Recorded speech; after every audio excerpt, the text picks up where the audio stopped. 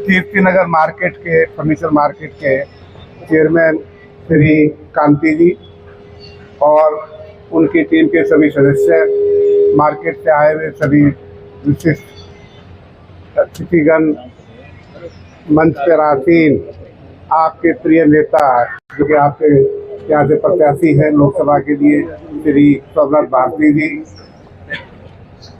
श्री सोमनाथ भारती जी, आप हमारे आपके अपने प्रिय नेता विधायक श्री कृष्ण गोयल जी, ब्रजेश गोयल जी जो हमारे आम आदमी पार्टी के बिजनेस प्रकोष्ठ के जो है अध्यक्ष हैं, भाई ब्रजेश गोयल जी, गुरमीत जी और आए हुए सभी, मैं आप सबको नमस्कार करता हूं।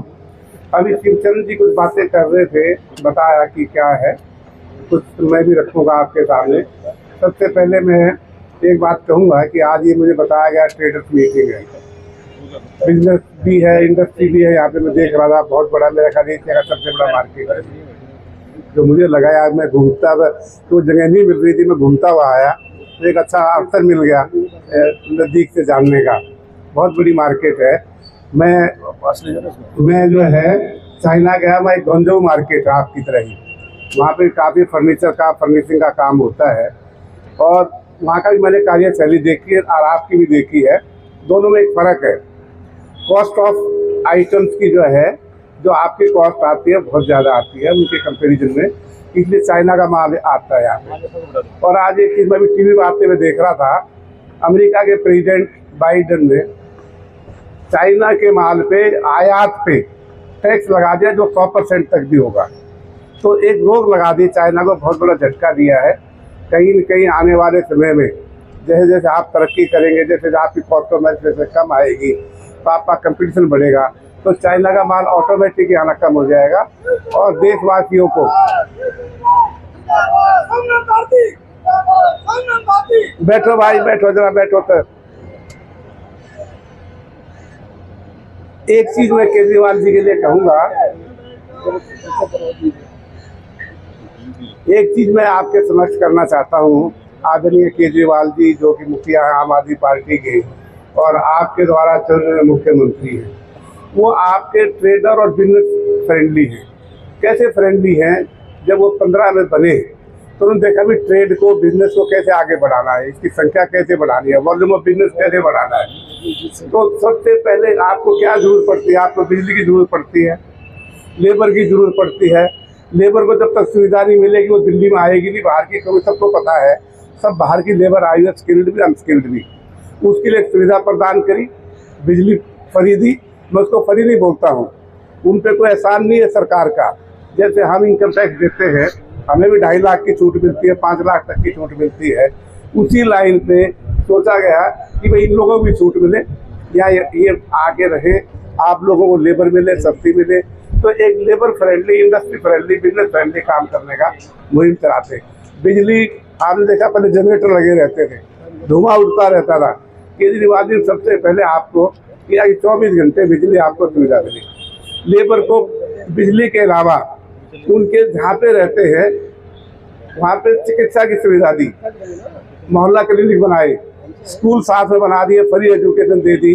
तो एक बिजनेस फ्रेंडली, इंडस्ट्री फ्रेंडली और ट्रेडर फ्रेंडली काम किया, जिससे कि एक सबको बराबर समझ के। अभी आपके विधायक कह रहे थे कि करोड़ों आदमी जो है छोड़ के इंडिया जा रहे हैं, तो सही बात है। खाली वो जा नहीं रहे, रुपया भी ले जा रहे हैं, सरमाया भी जा रहा है बाहर। उसका कारण क्या है कि यहाँ पे उनको जो सुविधाएं चाहिए वो नहीं मिली। तो एक चीज़ मैं और आपके सामने रखना चाहता हूँ, क्योंकि अरुण जेटली जी से मेरे बड़े अच्छे घनिष्ठ संबंध थे। जब उनका स्वर्गवास हुआ उससे भी 1 महीना पहले भी मेरी थोड़ी लंबी वार्तालाप हुई। जब वो बजट बना रहे थे अपना, तो मैं उनके घर पे ही बैठा हुआ था। तो बात हो रही थी भाई काला धन कैसे कम करा जाए। मैंने उनको बड़ी स्पष्टता से रखा, मैंने कहा सर इस काले धन का गला मत घोटो आप, ये देश के लिए बड़ा खतरनाक काम है काला धन को हटाना। कहते कैसे? मैंने कहा जो काला धन है, आप, मैंने एक छोटी सी एग्जाम्पल दी उनको। मैंने अपनी वाइफ को 10 लाख की FDR दे दो, 10 लाख रुपए कैश दे दो। FDR तो कभी दिखाएगी नहीं, आप पर बताएगी, लेकिन 10 लाख रुपए 15 दिन में खर्च होगे और मांगने लग जाएगी। तो उससे जो है बिजनेस सर्कल बढ़ता है। और उनका 2008 में इंडिया में मंदी आई उस मंदी को किसने रोका? इस देश के काले धन ने रोका। उस टाइम पूरे वर्ल्ड में मंदी थी, लेकिन काले धन ने रोका। उसका कारण क्या है? जो काला धन तो हम बोलते हैं, कई रिजर्व बैंक में नोट छपते हैं ना वहाँ सफेद होते हैं ना काले होते हैं, सब एक जैसे होते हैं। वो तो हमने कर रखा काले धन जो है। तो उसमें ये जब आपका काला धन है, उससे एक तो कैश ट्रांजेक्शन होते थे, बड़े फास्ट होते थे।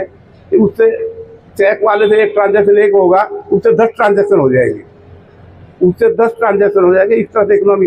एक मनमोहन सिंह जी को और मैं आपको याद दिलाता हूँ, आप सबको बड़े कोई 10 साल पहले की बात है। मनमोहन सिंह जी ने कहा भाई मंदी बहुत है, वर्कर्स के पास काम नहीं है, लेबर के पास रुपया नहीं है, हमारी जेब में हम निकालते नहीं है। उन्होंने कहा जब गाड़ियों की नंबर प्लेट है ये बदल दो।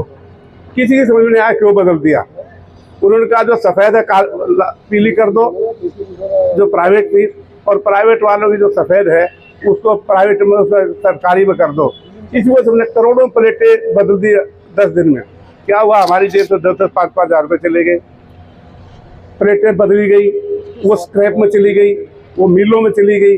तो इकोनॉमी को एक घुमाने का रास्ता था। आज तक किसी समझ में नहीं आएगा मनमोहन सिंह जी ने ऐसा क्यों करा। लेकिन एक इकोनॉमी के वो है, इकोनॉमिस्ट में बहुत बड़े समझते हैं कि कैसे इकोनॉमी को चला जाए, कैसे काम करा जाए। एक ये मैं थोड़ी कुछ बातें तो अरुण जेटली जी ने हाँ भरी, कहते आप बिल्कुल सही कह रहे हो कि लेकिन हम ब्लैक मनी को हम बिल्कुल खत्म नहीं करेंगे। हालांकि क्लेम करा गया नोटबंदी से हमने ब्लैक मनी खत्म कर दी। अभी आदरणीय प्रधानमंत्री जी ने पिछले हफ्ते बयान दिया है, अडानी और अंबानी ने टेम्पो भर भर के ब्लैक मनी किसी एक पार्टी को दे दी, मैं नाम नहीं दूंगा। तो प्रधानमंत्री जी ने खुद एडमिट किया कि ब्लैक मनी है। अगर ब्लैक मनी है प्रधानमंत्री जी, आपके पास ईडी भी है, आपके पास इनकम टैक्स भी है, आपके पास सीबीआई भी है, सीआईडी भी है, सब है, तो उनको पकड़ो जाके। एक तो आपने कहा था ब्लैक मनी खत्म होगी नोटबंदी से, फिर आज आप भी बीच में कह रहे हो कि ब्लैक मनी के टेम्पो भर भर के जा रहे हैं अंबानी और अडानी के, तो आप क्यों नहीं पकड़ते हैं? तो ये डबल स्टैंडर्ड जो है चलता है, लेकिन हम बहकावे में आ जाते हैं और एक तरफ होके चल देते हैं। तो कुछ बातें इस तरह से आपने बताया चले गए। अब क्यों जा रहे हैं सुविधा छोड़ के? कितना स्टूडेंट बाहर जाता है? मैं अपना ही बताता हूँ, मेरा ग्रैंडसन पिछले साल मैंने अमेरिका भेजा है LLM करने के लिए, क्योंकि वहाँ इस तरह की एजुकेशन सिस्टम नहीं थी। आप विश्वास नहीं करोगे, मैंने 1 करोड़ रुपये फीस दी एक साल की, वही फीस यहाँ रहती, वही एजुकेशन सिस्टम यहाँ होता। वो बहुत जरूरी है करने का जो है। मैं झूठ नहीं बोलता, हमने चेक से दिए पेमेंट, कोई ब्लैक के पैसा नहीं दिया है। तो ये मैं इसलिए बता रहा हूँ अपनी खुद के एग्जाम पर कि इस प्रकार का जो है सिस्टम यहाँ होना चाहिए। एजुकेशन का सिस्टम नहीं है, स्वास्थ्य का सिस्टम नहीं है, किसी प्रकार की मतलब इस तरह। हालांकि डेवलप हो रहा है कंट्री से, लेकिन जिस रफ्तार से होना चाहिए वो कहीं ना कहीं लीक कर रहा है। अभी बात हुई, 2 तो जीवन एग्जाम्पल है, आदरणीय केजरीवाल जी की और सोरेन की जो है झारखंड से। इसका दूरगामी आपको परिणाम सोचना चाहिए। आने वाले समय में ये सरकार दोबारा आती है, जितने चीफ मिनिस्टर चुने हुए हैं दूसरे अदर देन बीजेपी, उन सबको जेल में डाल दिया जाएगा, उनको रिजाइन करना पड़ेगा, ऑटोमेटिक इनकी सरकार बन जाएगी। जो बार बार बात चल रही है कि संविधान बदला जाएगा, संविधान बदला जाएगा, तो संविधान बदलने के ये भी तरीके होते हैं, ये भी तरीके होते हैं। आज एंटी डिफेक्शन लॉ है इंडिया में, अगर मैं आज चुना हुआ हूँ कि छोड़ के नहीं जाते, तो उसमें टर्म कंडीशन मुझे पूरा विश्वास है वो बदल दी जाएंगी। और इस तरह एंटी डिफेक्शन करके एक अपनी ही सारा मतलब सरकार, जैसे पुतिन के एग्जाम्पल दे रहे थे अभी शिवचंद जी कि पुतिन जो है 2036 तक के राष्ट्रपति बन गए, कोई और नहीं आ सकता। इसी तरह चाइना में जो है वो जो है शी जिनपिंग जो है वो भी मतलब जब अगले 20 साल के लिए बन गए। तो कहीं की सरकार के मन में भी ये है कि 2024 में इलेक्शन के बाद ना कोई इलेक्शन हो और एक परमानेंट जो है बन जाए। अभी केजरीवाल जी ने एक बहुत अच्छी बात कही, आज लखनऊ में भी कही उन्होंने ये बात कि प्रधानमंत्री जी ने जब 14 में प्रधानमंत्री बने ये कहा था 75 साल के ऊपर का कोई नहीं रहेगा, ना वो MP रहेगा ना किसी पद पर रहेगा। इसलिए अडवाणी जी को भी मार्गदर्शन में भेज दिया, मुरली मनोहर जोशी को भी भेज दिया। अब जब उनकी बात आई तो बीजेपी वाला पार्टी भी बाहर हैं, नहीं ये तो रहेंगे, इन पर लागू नहीं होगा। ये किसी भी संविधान में नहीं लिखी है बात कि प्रधानमंत्री को 75 साल के बाद छोड़ना पड़ेगा। तो भैया ये जुमलेबाजी क्यों करते हो? अगर आपने उस चीज़ को मानना नहीं है तो जुमलेबाजी क्यों करते हो? ये थोड़ी रही राजनीति की बात। अब मैं आपकी थोड़ी बात करना चाहता हूँ। आपके सामने MLA भी बैठे हैं, ब्रजेश जी बैठे हैं जो व्यापार को देखते हैं। आपकी जो प्रॉब्लम्स है, मैं एक तो ये है कि हमारा फंड होता है MP का फंड, मैं आपके जो है ये आपके चेयरमैन हैं, इनसे रिक्वेस्ट करना चाह रहा हूँ, आप कुछ चिन्हित कर लीजिए। ब्रजेश जी को भी कहूँगा, मैं आपको 1 करोड़ रुपए देने के लिए तैयार हूँ, यहाँ पे आप कहीं लगवाइए, लेकिन वो मतलब जो है आपके इंटरेस्ट में आने चाहिए, आपके इसमें आने चाहिए।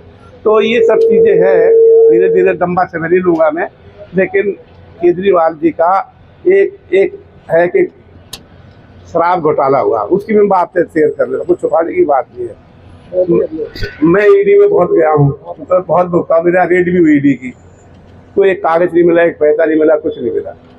और ED की इन्होंने शुरू किया था कि 100 करोड़ रुपए का घपला कर दिया है। 100 करोड़ से अब मैं ED में लास्ट में गया था तो 40 करोड़ रुपये आ गए। कहते साहब 40 करोड़ रुपए का 100 करोड़ का, हमें 60 करोड़ तो नहीं मिल रहे, 40 करोड़, अभी 40 करोड़ भी बता दो कहाँ पे है, वो भी बताओ 40 करोड़ कहाँ है।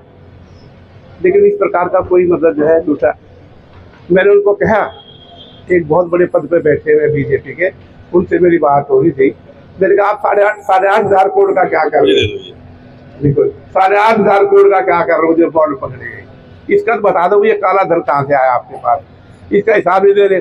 आपने सुप्रीम कोर्ट को गुमराह करने की कोशिश की, क्या जून में मिलेगी डिटेल, सुप्रीम कोर्ट ने अगले दिन बुलाया SBI को, कहता बटन दबाओ, यहीं पे बटन दबाते निकलेगी, और निकली। तो इस प्रकार का आप काम करते हो, चुने हुए मुख्यमंत्री को झूठे जालसाजी करके उनमें जेल में डालते हो।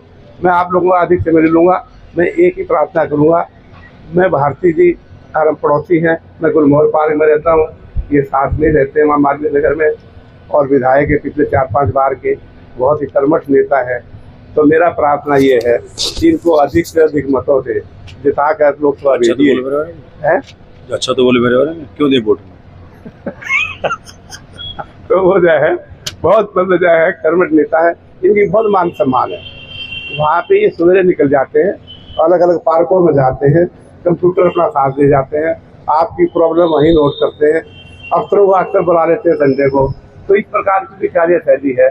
तो आप तो लोकसभा में भेजोगे, दिल्ली के आपकी नहीं खाली दिल्ली के आवाज बन के वहाँ पर बात करेंगे और आमने सामने बात करेंगे, आँख मिला के बात करेंगे। इस प्रकार के नेता, मेरी आपसे प्रार्थना है कि सभी आगे बढ़ के इनको मतलब 25 तारीख के आने वाले चुनाव में आगे बढ़ के वोट दें और इनको विजयी बना। मुझे कोई डाउट भी नहीं है अभी इनकी विजय होने में, जिस प्रकार से आपका साथ मिल रहा है। और फिर जब जीत जाएंगे फिर इसी पार्क में फिर मीटिंग करेंगे, उसी को सेलिब्रेट करेंगे। इन शब्दों के साथ धन्यवाद भाई बहन रीना का, ये 4-5 दिन से मेरे पीछे लगी हुई थी कि आप आना है।